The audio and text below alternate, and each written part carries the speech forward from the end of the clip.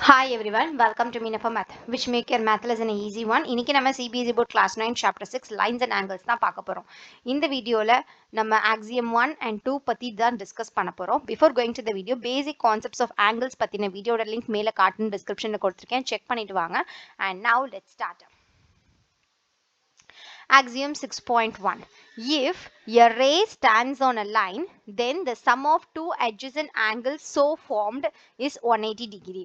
First, axiom na என்னன்னு தெரிஞ்சுக்கலாம். Axiom is a basic rule or statement that we accept as true without needing to prove it. That is, ஒரு statement எந்தவித ப்ரூஃபும் இல்லாமலே அது ட்ரூன்னு accept பண்ணிக்கிறது தான் axiom. ஓகேவா? See, இங்க என்ன கொடுத்திருக்காங்க அப்படின்னா இங்க ஒரு ரே இருக்கு. சோ ஒரு ரே இருக்கு, அது எப்படி வேணா இருக்கலாம்.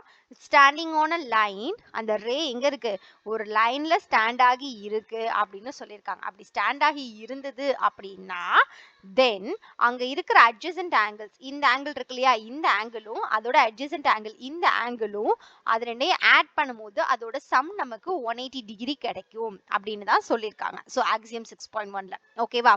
நமக்கு ஆல்ரெடி என்ன தெரியும் அப்படின்னா sum of two adjacent angles is 180 டிகிரியா இருந்தது அப்படின்னா அதோட பேரு லீனியர் பேர் ஆஃப் ஆங்கிள்ஸ் அப்படின்னு பார்த்திருப்போம். இது வந்து நம்ம பேசிக் கான்செப்ட்ஸ் ஆஃப் ஆங்கிள்ஸ்ல பார்த்திருக்கோம். ஸோ செக் பண்ணி பாருங்க, உங்களுக்கு இன்னும் கிளியரா புரியும். ஓகேவா.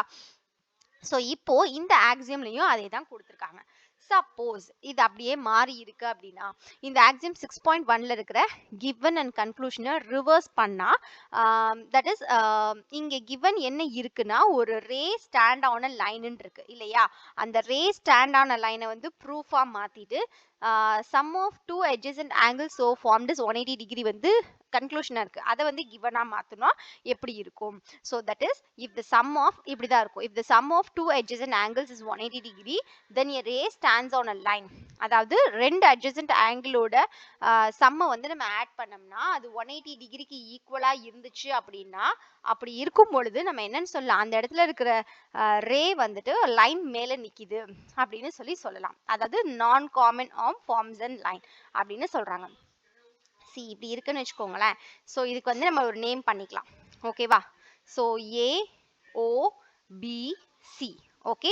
ஸோ இப்போ என்ன சொல்லியிருக்காங்க, இந்த sum of two adjacent angles இது ரெண்டையும் நான் ஆட் பண்ணா எனக்கு 180 டிகிரி கிடைச்சிருச்சு. அப்படி இருந்துச்சுன்னா இந்த ரே இருக்கு இல்லையா, இந்த ரே வந்து இந்த லைன்ல ஸ்டாண்ட் ஆகிருக்கு அப்படின்னு சொல்லணும்.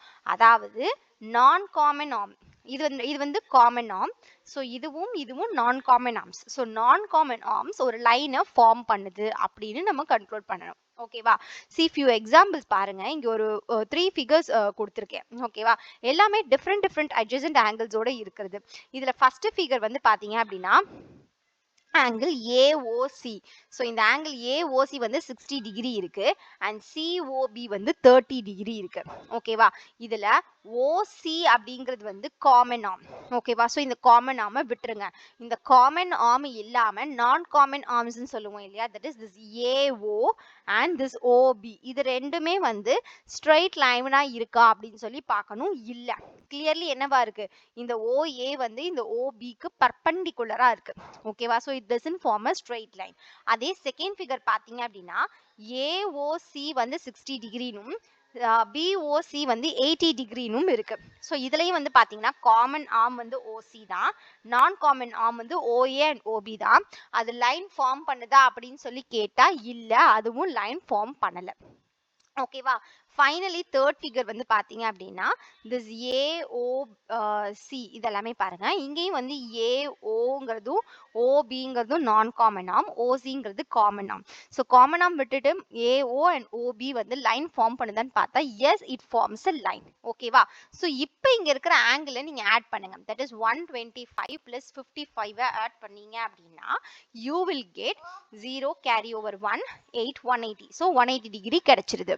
ஓகேவா. ஸோ கிளியர்லி பார்த்தீங்க அப்படின்னா ஒரு ரே ஒரு லைன்ல இருந்தா அது sum of two adjacent angle வந்து 180 டிகிரியா இருக்கும். Similarly sum of two adjacent angle 180 டிகிரியா இருந்துச்சுன்னா அந்த அப்ப கண்டிப்பா ரே வந்து லைன்ல தான் இருக்கு அப்படின்னு சொல்லணும். இந்த கான்வர்ஸ் பார்ட்டை இன்னொரு விதமா சொல்லலாம், அதுதான் நம்மளோட ஆக்சியம் 6.2. See, axiom 6.2ல வந்து பாத்தீங்கன்னா கொடுத்திருக்காங்க, if the sum of two adjacent angle is 180 degree, sum 180 degree இருந்துச்சுன்னா then the non-common arms of the angles form a line. So non-common arms இருக்கிறது ஒரு line form பண்ணும். ஓகேவா? ஸோ இந்த கான்செப்டுக்கு ஏன் இவ்வளோ முக்கியத்துவம் கொடுத்து சொல்லியிருக்கோம் அப்படின்னா இந்த எக்ஸசைஸ் ஃபுல்லாகவே இந்த லீனியர் பேர் ஆஃப் ஆக்சியமையும் ப்ளஸ் இப்போ நம்ம பார்த்து 2 ஆக்சியம்ஸை வச்சு தான் நம்ம இது பண்ணுவோம். அதாவது ஒரு ஸ்ட்ரெயிட் லைன் இருந்து ஒரு ரே இருக்கு அப்படின்னா அதோட ஆங்கிள்ஸ் சம் பண்ணோம்னா sum of adjacent angles 180 degree இருக்கும். அதுவே sum of adjacent angles 180 degree இருந்துச்சுன்னா கண்டிப்பா அந்த ரே வந்து ஒரு லைன் மேல தான் இருக்கும். ஸோ இதுதான் concept. Hope you understand this thing.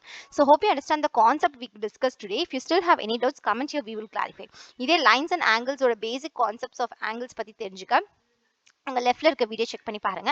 And chapter 6 ஓட தியரம் 6.1 வித் ப்ரூஃப் அதோட தெரிஞ்சுக்க உங்க ரைட்ல இருக்க வீடியோ செக் பண்ணி பாருங்க. இந்த வீடியோ உங்களுக்கு ஹெல்ப்ஃபுல்லா இருந்தா do like the video and subscribe to Meena for Math. Also don't forget to hit the bell icon for future updates. And மேக்ஸ்ல கஷ்டமான வீடியோ ஃபீல் பண்றவங்க ஃப்ரெண்ட்ஸ்க்கு மறக்காம இந்த சேனல் ரெஃபர் பண்ணுங்க. Thanks for watching. Thank you.